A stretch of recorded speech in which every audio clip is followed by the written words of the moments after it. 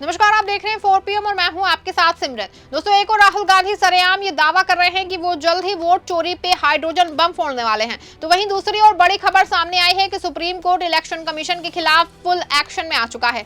Supreme court ने चुनाव आयोग पे बड़ी कार्रवाई करते हुए 2 लाख रुपए का जुर्माना ठोक दिया है और इस खबर के वायरल होते हड़कंप मच गया है। ऐसे में जहां चुनाव आयोग अपने नियम को लगातार बदलने पे मजबूर होता दिखाई दे रहा है, वहीं दूसरी ओर बिहार SIR में रोहिंग्या और बांग्लादेशी वाले एंगल की हकीकत भी सामने आ चुकी है, जिसमें ज्ञानेश कुमार और बीजेपी पूरी तरह से बेनकाब हो गई है। क्यों सुप्रीम कोर्ट ने चुनाव आयोग के खिलाफ सुप्रीम एक्शन लिया है और कितने नियम चुनाव आयोग अब तक बदल चुका है, ये मैं आपको अपनी 60 मिनट की रिपोर्ट में बताने वाली हूँ। साथ ही इस पे भी चर्चा करेंगे कैसे बिहार SIR में बीजेपी और ज्ञानेश कुमार के रोहिंग्या वाला एंगल की कलई खुल गई है। दोस्तों, बात शुरू करते हैं सुप्रीम कोर्ट के सुप्रीम एक्शन से। आपको बता दें कि शुक्रवार को सुप्रीम कोर्ट में चुनाव आयोग से जुड़ा एक मामला पहुंचा। सुप्रीम कोर्ट ने सुनवाई करते हुए 2 लाख रुपए का जुर्माना ठोक दिया है। खबर देखिए, मौजूद है, हेडलाइन में साफ साफ लिखा है, उत्तराखंड राज्य निर्वाचन आयोग को सुप्रीम कोर्ट से बड़ा झटका, 2 लाख का जुर्माना भी लगा।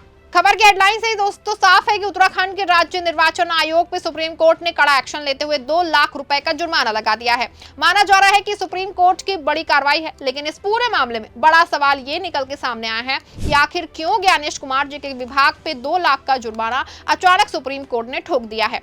दरअसल पूरा मामला ये है कि चुनाव आयोग ने असंवैधानिक संस्था होने के बावजूद भी नियमों को दरकिनार करके सुप्रीम कोर्ट को ही चैलेंज करने लगे थे।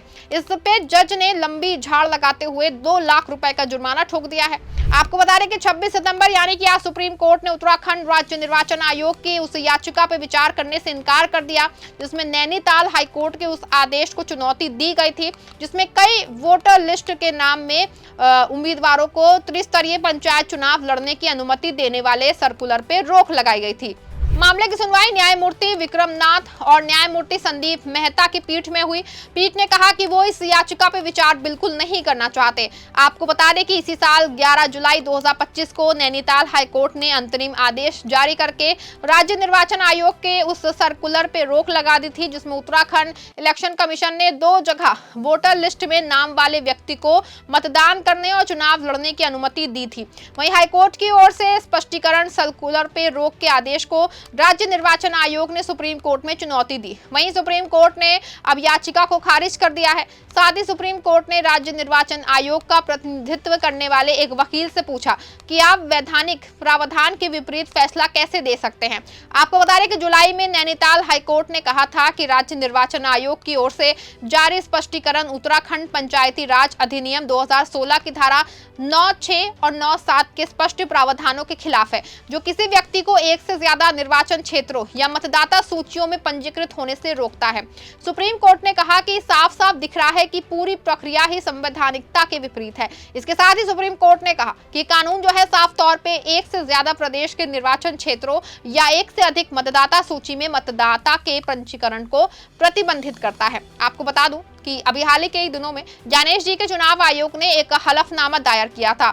इस हलफनामे में कहा गया था कि चुनाव आयोग एक संवैधानिक संस्था है और वो संविधान के अनुसार फैसला लेगी। लेकिन अब जब उत्तराखंड का ये मामला सामने आया है, तो एक बात शीशे की तरह साफ हो गई है कि चुनाव आयोग खुद को बचाने के लिए तरह तरह का खेल भी करता है। और अब इस खेल को ना सिर्फ सुप्रीम कोर्ट ने पकड़ा है, बल्कि उस पे नियमों के खिलाफ काम करने पे जुर्माना भी ठोक दिया है। आपको बता दें कि राहुल गांधी ने पूरे देश में चुनाव आयोग के खिलाफ वोट चोरी का पर्दाफाश करके बुरा फंसा दिया है। लगातार चुनाव आयोग घुटनों पे है। 2 दिन पहले जहां चुनाव आयोग ने वोटर लिस्ट में से नाम काटने की प्रक्रिया को बदला है, वहीं अब चुनाव आयोग EVM मशीनों से पहले पोस्टल बैलेट को गिनने का नियम बनाया है। आपको बता दें कि ये दोनों नियम तब बनाए गए हैं जब दोनों नियमों पे चुनाव आयोग बुरी तरह से फंस गया है।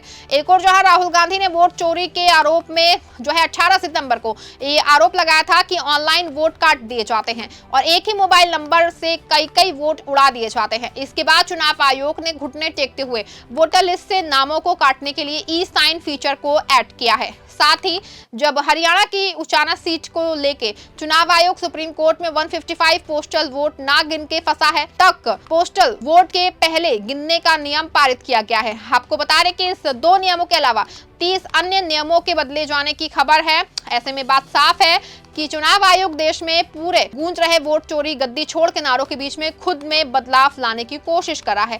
हालांकि इस बीच बिहार एसआईआर पे भी एक बहुत बड़ा खुलासा हुआ है और इस खुलासे ने न सिर्फ ज्ञानेश कुमार बल्कि बीजेपी की कलई पूरी तरह खोल दी है। बता दें आपको, बिहार एसआईआर जब शुरू हुआ था तो अपने सूट-बूट वाले पीएम साहब की पार्टी और ज्ञानेश जी ने सरेआम ऐलान किया था कि क्या जो लोग देश के मतदाता नहीं हैं और विदेशों में घुसपैठ कर बिहार वोटर लिस्ट में घुस गए हैं, लेकिन अब जो डेटा सामने आया है वो चौंका देने वाला है। मतलब कि चुनाव आयोग और पीएम साहब की पार्टी का रोहिंग्या और बांग्लादेशी घुसपैठ वाला गेम ओवर हो चुका है।